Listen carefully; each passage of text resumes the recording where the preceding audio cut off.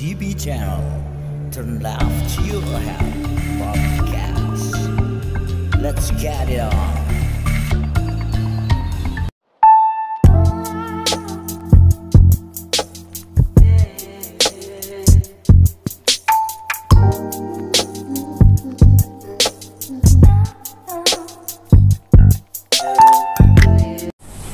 Assalamualaikum warahmatullahi wabarakatuh.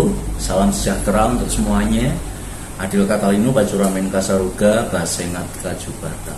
Bertemu lagi dengan saya Galuh Bayu Ardi, dan kali ini kita bertemu pada mata kuliah antropologi kependudukan, mungkin yang ketiga atau yang keempat. Kalau mungkin dari videonya mungkin ya saya agak lupa 3 atau 4, tapi memang sudah cukup lama, agak terlambat. Jadi di sini akan saya lanjutkan saja, dan kali ini kita akan membahas mengenai urgensi interdisipliner antropologi dan demografi, atau yang sering kita sebut antropologi kependudukan sebagaimana nama mata kuliah kita. Oke, di sini saya masih melanjutkan istilahnya dari urgensi tersebut. Itulah yang akhirnya menjadi kebangkitan atau perkembangan dari demografi antropologi atau antropologi kependudukan ini. Jadi antropologi kependudukan ini muncul secara bertahap, dan juga definisi dan spesialisasi mengenai subilmu atau subdisiplin ilmu antropologi kependudukan ini terus berkembang. Dan di sini juga mulai banyak akademisi yang karena waktu itu belum tertampung pada disiplin ilmu antropologi kependudukan, itu dulu banyak sekali para ahli yang harus beralih ilmu, atau misalnya ahli-ahli kependudukan, tapi mereka tertarik pada interaksi manusianya. Mereka lalu kemudian meninggalkan ilmu demografinya, kemudian lebih menekuni pada ilmu sosiologi, ilmu antropologi, atau ilmu-ilmu lainnya, bahkan beberapa diantaranya juga ilmu sejarah. Dan kelahiran demografi antropologi atau antropologi kependudukan ini memang baru benar-benar muncul ya sekitar 2 dekade terakhir. 2 dekade terakhir ini menurut referensi saya ya. Jadi 2 dekade terakhir ini adalah tulisan sekitar tahun 2010, jadi mulai tahun 90-an. Nah, ini mulai benar-benar dikatakan atau dikaji secara khusus ada subdisiplin ilmu yang dinamakan antropologi kependudukan ini. Dan sebetulnya juga berbagai tulisan teoritis empiris yang menggunakan pendekatan demografi antropologi ini juga telah muncul diawali sekitar tahun 80-an di Amerika dan Eropa sana pada tahun 80-an, dan memiliki eksistensi yang cukup baik dan diakui di dalam komunitas atau masyarakat ahli demografi, dan beberapa beberapa lembaga yang memang tertarik dengan hal ini itu mengembangkan mengembangkan ilmu penggabungan antara ilmu demografi atau ilmu kependudukan ini dengan ilmu antropologi, dan kemudian mereka membentuk semacam komite-komite internasional di Amerika dan Eropa pada waktu itu. Oke.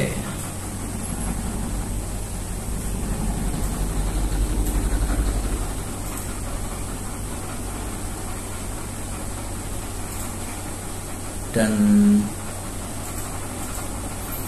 sebetulnya seperti berulang-ulang saya ceritakan bahwa urgensi dari munculnya ilmu antropologi kependudukan ini adalah permasalahan-permasalahan kependudukan atau permasalahan mengenai populasi manusia ini memang terus-menerus sampai hari ini pun juga masih terus berkembang dan sangat-sangat banyak. Dan percabangannya juga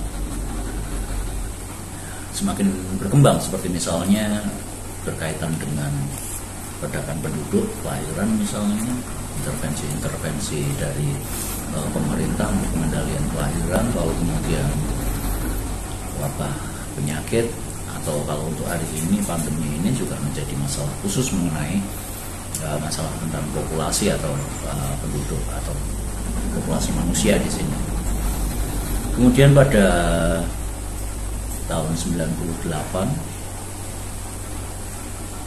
ini yang disebut program atau misi dari komite IUSSP atau International Union for the Scientific Study of Population, ini mengembangkan antropologi pendudukan pada tahun 1998 dan mulai mencoba membangun kerjasama interdisipliner dalam demografi dan antropologi ini. Dan fokus utama dari komite ini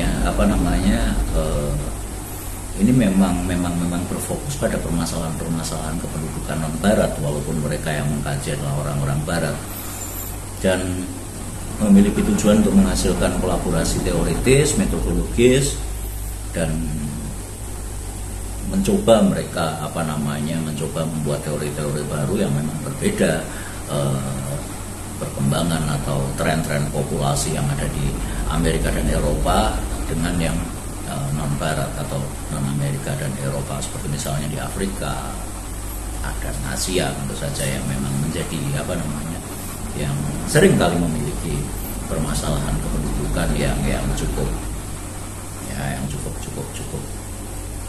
rumit. Dan juga kalau untuk Amerika Selatan seperti Brasil, Argentina dan negara-negara berkembang yang ada di benua Amerika.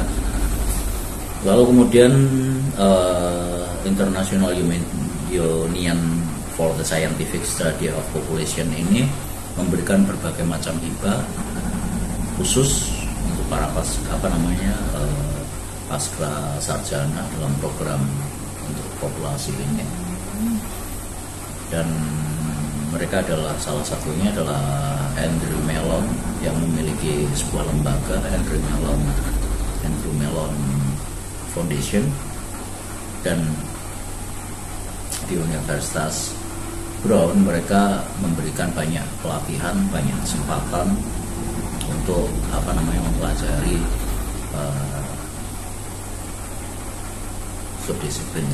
disiplin ilmu antropologi dan juga demografi.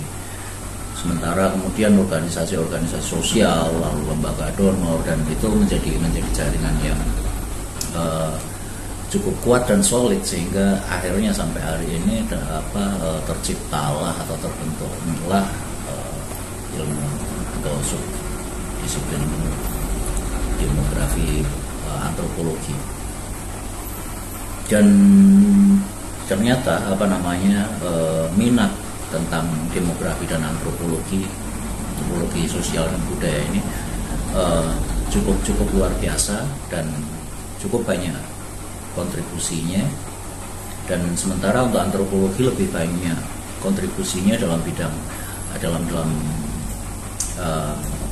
teoritis, lalu kemudian metodologisnya yang memang khas.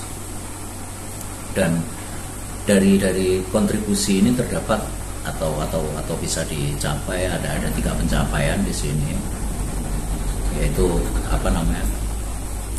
dapat menjadi dan akhirnya dapat menjadi bahan refleksi untuk masa depan subdisiplin ilmu ini. Dan hal ini juga menjadikan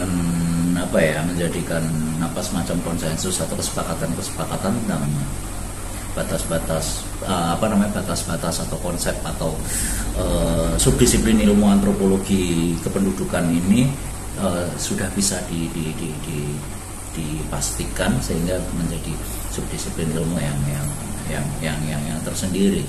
Dan banyak diskusi-diskusi yang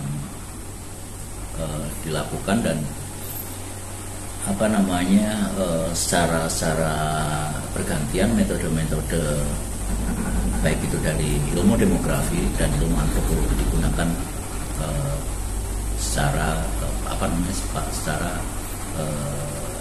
bergantian. Oke, kontribusi yang pertama adalah yang menciptakan suasana diskusi untuk menentukan akhirnya menemukan batas-batas atau mendefinisikan apa itu antropologi kependudukan. Lalu yang kedua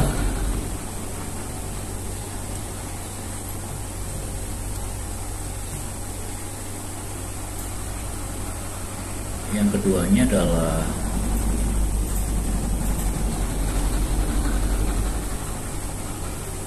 kajian-kajian ini dapat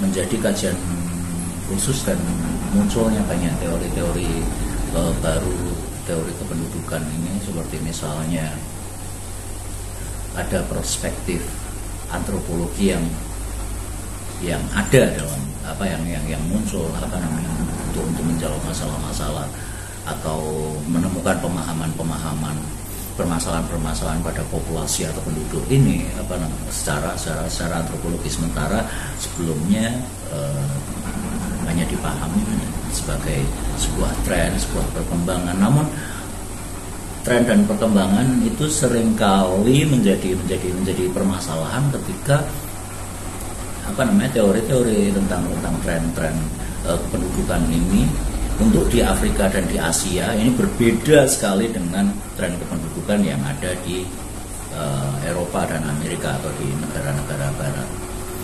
Dan inilah yang akhirnya muncul bidang antropologi kependudukan ini.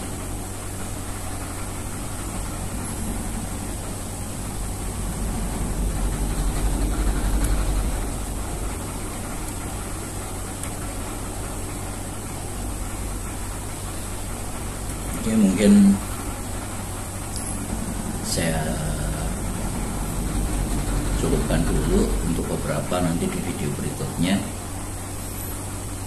Ya, itu tadi sedikit tentang bahwa antropologi kependudukan ini tidak muncul begitu saja, tapi diprakarsai oleh sebuah lembaga yang cukup besar, lembaga internasional yang memang memiliki ketertarikan